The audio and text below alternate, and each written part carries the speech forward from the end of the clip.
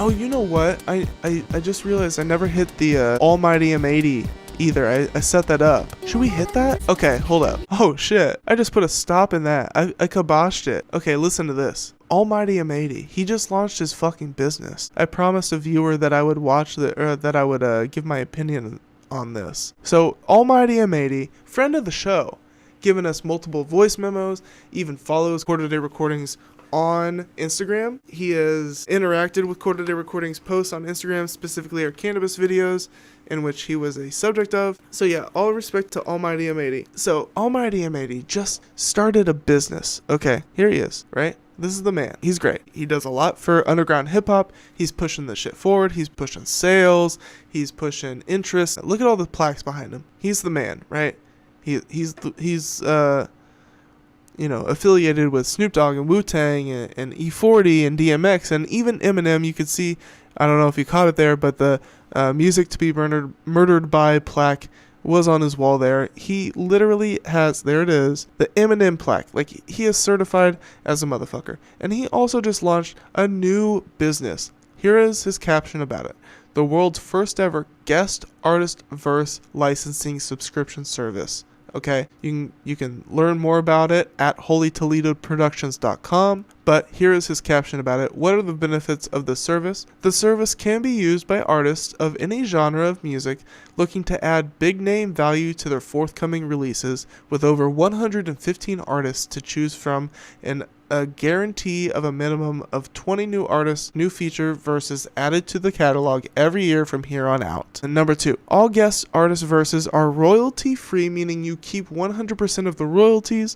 Guest artist publishing in accordance with ISG still applies for all commercial releases across digital and physical sales formats. Number 3, there are 11 options to choose from, so each new client artist can choose the tier option that is most financially beneficial and professionally conducive to their own career advancement. Number 4, I will personally be in charge of all client customer service, and all clients will have direct access to me via phone, text, email, and instant messenger. One of his biggest selling points of this new business model was that he would be the direct customer service rep for every client, and this is, I guess, that promise here on number 4. Number 5, while all guest artist verses in the catalog range from as low as $500 to $8,500, each tier affords the new client license a savings of anywhere from $10,000 all the way up to $100,000 to ensure the money you save constructing your tracks can be best spent elsewhere on other vital music career necessities such as video production, marketing, promotions, advertising, publicity, and more to ensure you are truly getting the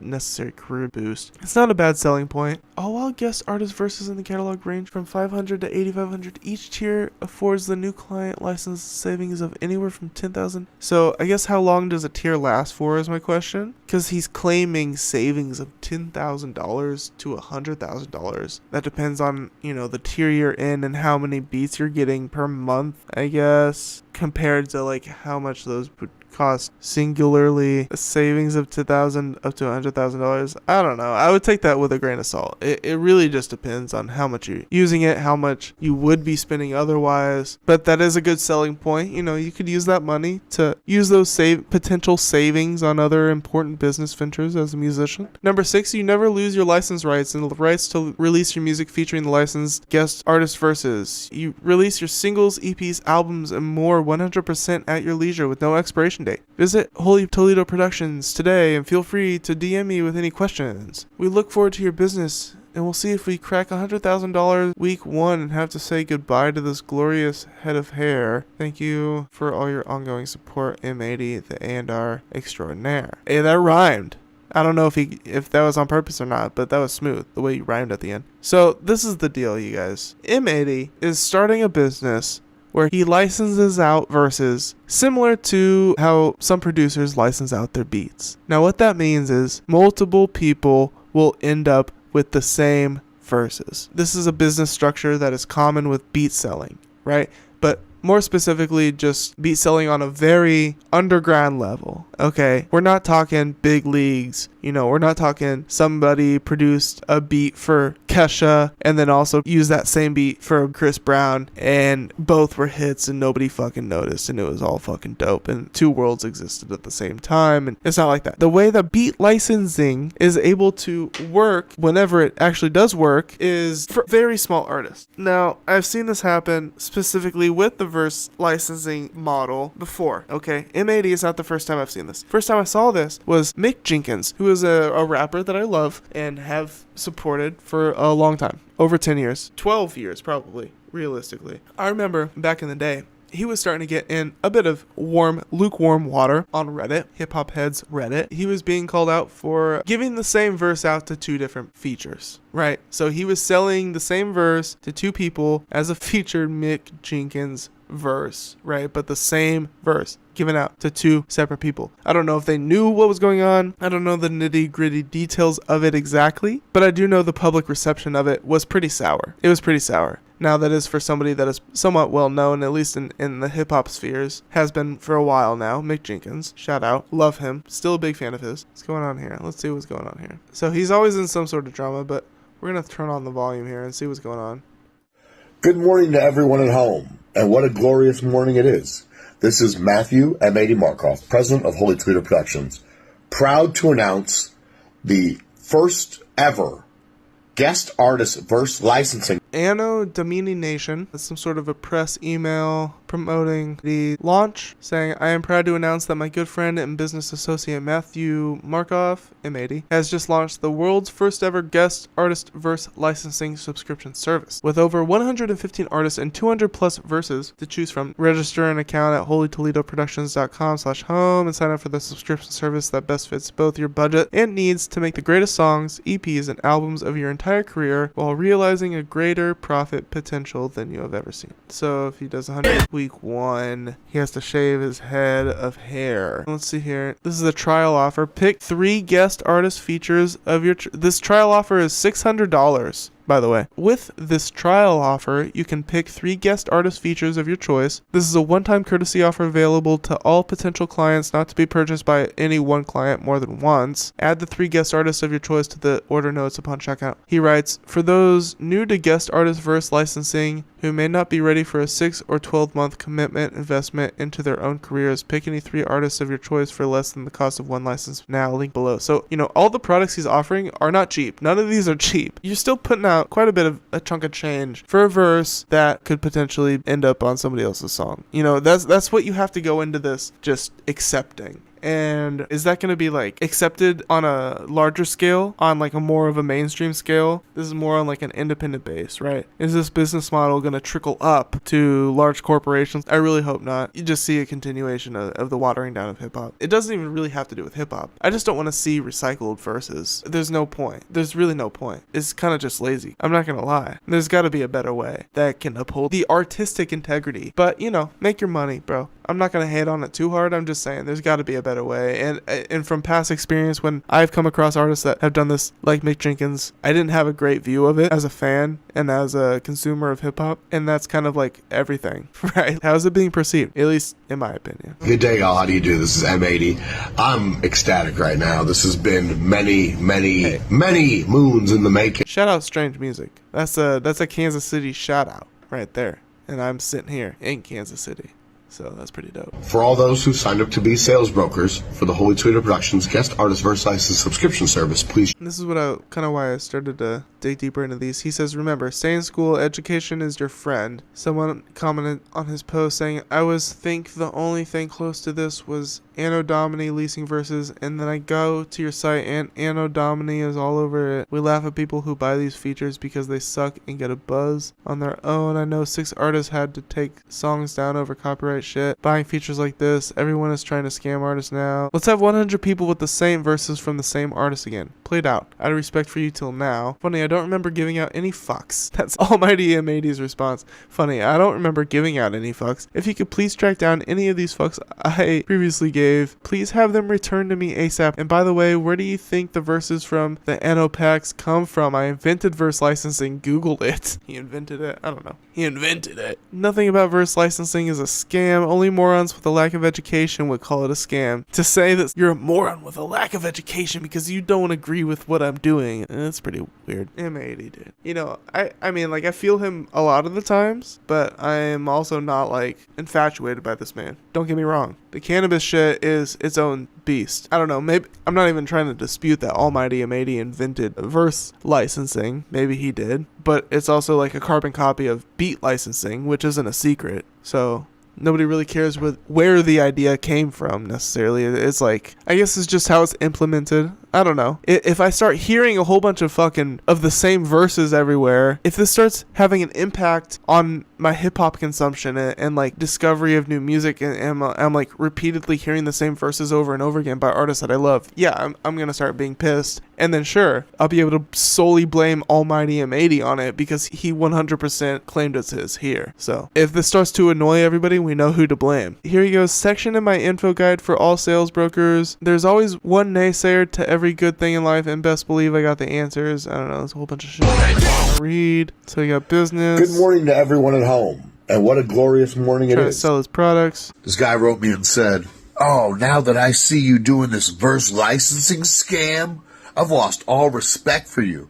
One, it's not a scam. So I had this comment earlier on this one that I got 9 hours ago. This person came in onto my Cannabis Almighty M80 video saying, you are a weird dude, you claim you don't like cannabis, and you're doing a whole 2-part video on him, you know, just going on and on. These videos are whack, you are whack, spending your time on a person you don't like. I'm feeling now that this person, maybe he came from Almighty, maybe I'm catching strays from Almighty Instagram here, getting backlash for launching this business. I got a new comment on an old video, and I'm like, why the fuck are you just like, why are you commenting on my old video that nobody else is commenting on right now? Maybe he's that almighty hater and he's going in deep, hating on me too. Maybe, I don't know. It seems to run deep. See what I mean? Look at how many stories we got. We're not even halfway through these almighty stories. It goes deep. Only uneducated people think that because they refuse to take the time to educate themselves as to the insane amount of intricacies that go in to verse licensing.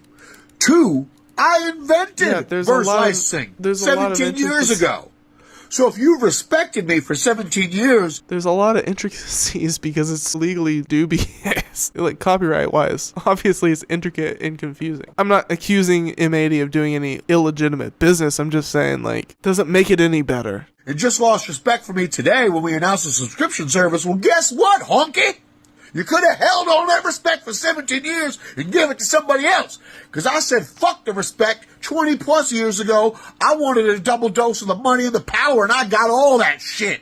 Save your fucking respect for people who think respect matters. What's going on here? Okay, so somebody made a video here. Matthew M80 Markov nets $3 million for innovative yet controversial licensing business. Oh, I know this guy. I follow this guy. The Company Man. Reminder, your mother's a scam. The 8 God, however, is just well-educated, ambitious, and hard... Oh, I gotta check this out. Okay, we're in here. I followed this guy, The Company Man, recently. I followed him. So is this a recent interview with M80? Or what's going on here? I gotta find out. This is 3 years old. What? What the fuck, dude? I'm late to the party here. In the past, M80's strategy of buying exclusive verses and then licensing them multiple times has received criticism from hip-hop heads like me. Right now, this innovative yet controversial business model has led to a partnership with Verse Books, which allows for artists searching for collaborations and transactions over the blockchain. You know, he's trying to make this a thing. I don't think this is good. You know, if this is to be caught on by record labels, which it for sure is bound to eventually because it's a money-saving tactic for them, it's not great for the artistic integrity of hip-hop. It's just not. There's no other way around it. It's just not great for the artistic growth of hip-hop. Like, reusing verses.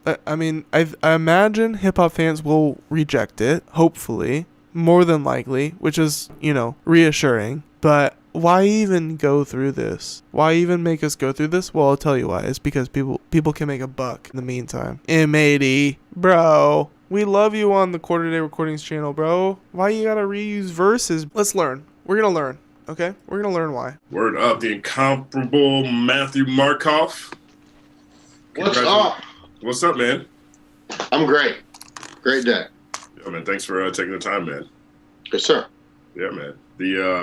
You're one of the craftiest, one of the most innovative business minds in music, and Wow. I wanted to touch base with you, ask you about some of your new endeavors that you're participating in, but also really want to get into the history of how you got into brokering verses.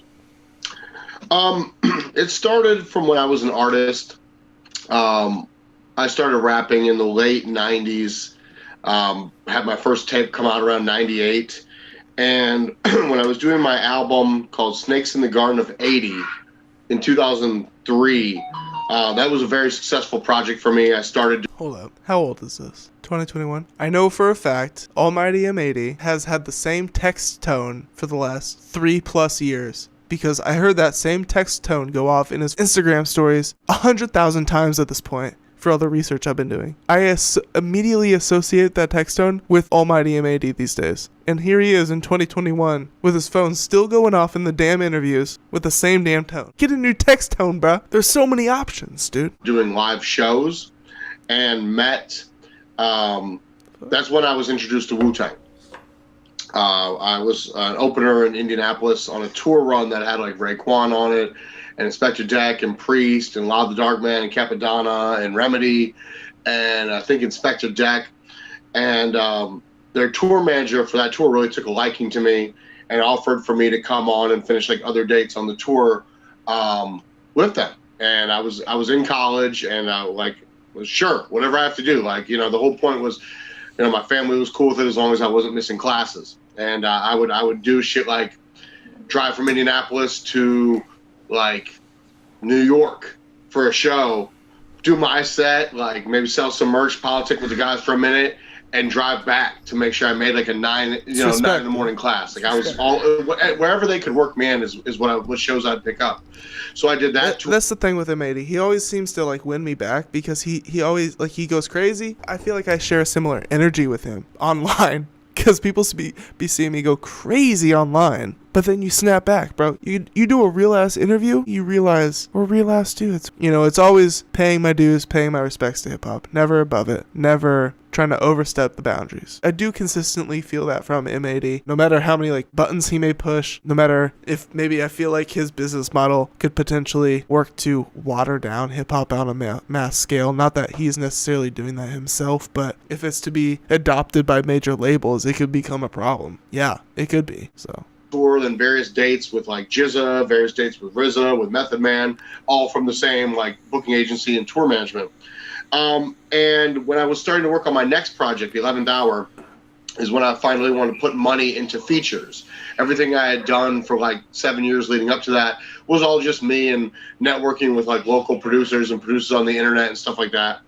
And I realized that a lot of, not to say they don't care, but there's more ancillary money when you do verses, when it's like big, when it's mainstream, when it's bigger. Artists can get their upfront fee, artists can get their requisite like publishing share, artists can get their requisite royalty split.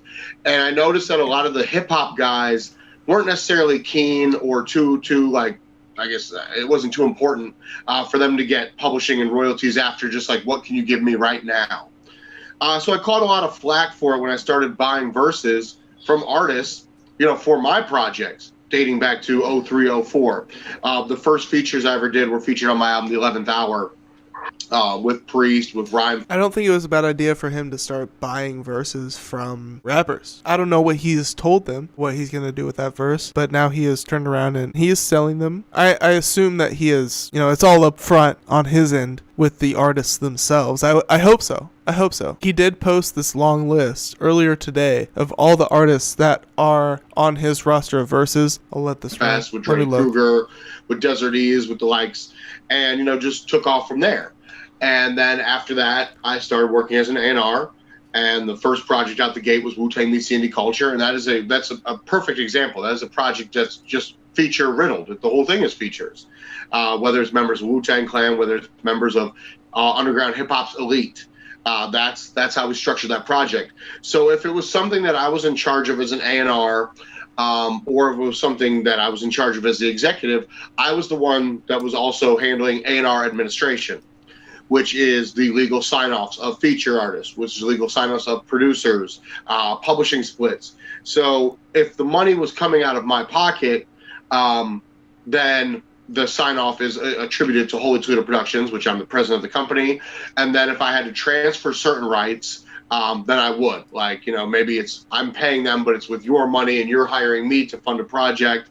And I might still maintain a certain level of ownership over the pieces of the record. I found it. Okay. So this is the list of artists. Let's see here. 10 hours ago, he posted 17 years of genius, ingenuity, ambition, and game-changing dedication has all culminated in today's worldwide launch of the first ever guest artist verse licensing subscription service. Can you fathom how much greatness my nutsack has spawned? Is he trying to insinuate that his nutsack spawned this list of rappers? I don't know what he's trying to say, but just let it be. So these are the artists available. Look at this list. Starting at the top, Planet Asia, Killa Priest, Bronze, Nazareth, Cannabis, Keith Murray, Tragedy, Gaddafi, Big Pun, DMX, Gala, Pacewan, I don't know him, El Day Sensei, Rock Helta Skelta, Rescast Ritz, Capadonna, Timbo King, Copyright Hell Raza, 60-Second Assassin, Chris Rivers, Teray, Drez. So I don't know, about 75% of these guys I know. I do not know all of these rappers. These are, some of these guys are really pretty underground. But then we got KRS-One, Corrupt the Game, Young Buck, Havoc, Spice One, Sticky Fingers. So I know all of those, obviously. Fredro, Star, Compton Menace, Big Twins. Don't know them. I do know Husk Kingpin, Warcloud. Rest in peace, Warcloud. Holocaust. Yuckmouth, Rusty Jux. Don't know him. Trusty. Don't know him. Lil Flip. I'm vaguely familiar with Lil Flip. Then we got Papoose, Juicy J, Chuck D, King Crooked, Ghostface Killer, Master Killer, Inspector Dex, Styles P, Sean Price, Too Short, D12. The D12 is specifically citing Kaniva, Bizarre, and Swifty. So that's interesting. Jaren Benton, Cool G Rap, Juvenile,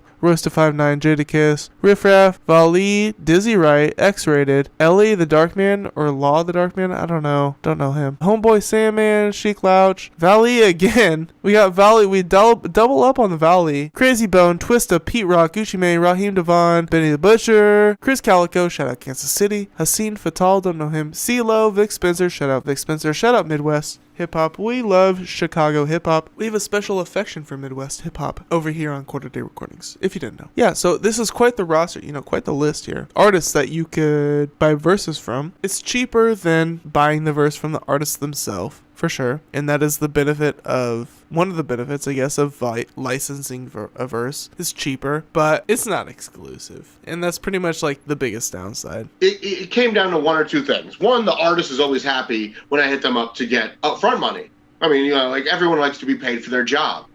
And it doesn't matter that people are like, oh, well, you pay for all this. They don't respect you or whatever. It's like, I could care less, because if you're getting paid, that means I'm getting paid too. So win-win. You could talk as much shit about me as you'd like, and as long as they're still checking it for us, chances are I'm going to give you 2 thumbs up both times. So there's artists that like it because there's always a check associated to it, whether I'm buying the verse from you or whether I'm licensing. If I do a license placement, 9 times out of 10, I have 100% ownership right to do the license. If there is any kind of wavering on the ownership, then that means the artist is also getting a percentage of the fee, plus me, plus any of my partners attributed to the sale.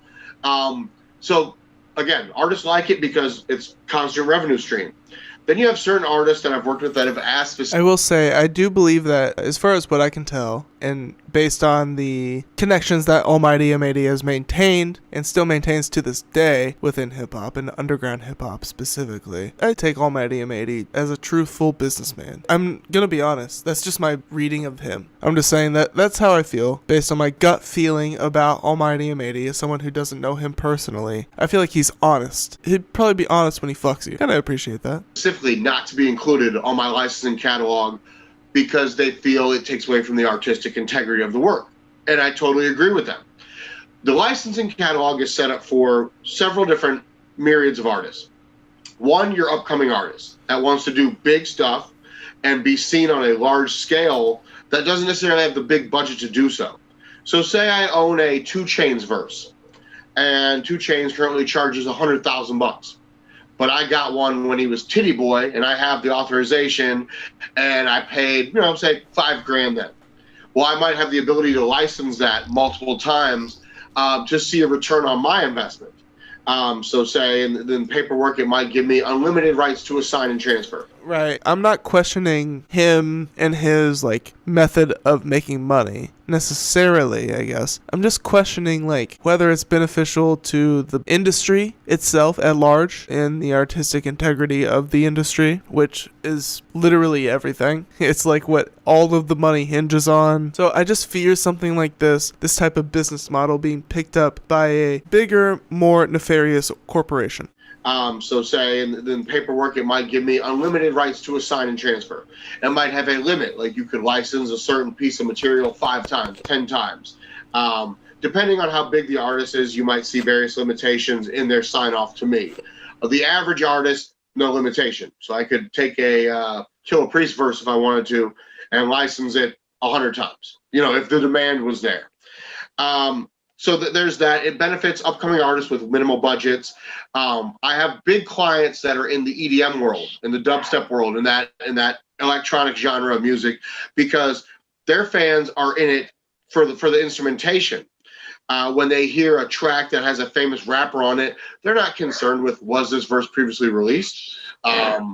Is this something that was pre-recorded, previously released, whatever? So it's new to them. It draws a thin line with the rap community because they're like, oh, I recognize that verse from this other song. I'm a straight money guy. Talk to me in debit cards, credit cards, PayPals, or cash.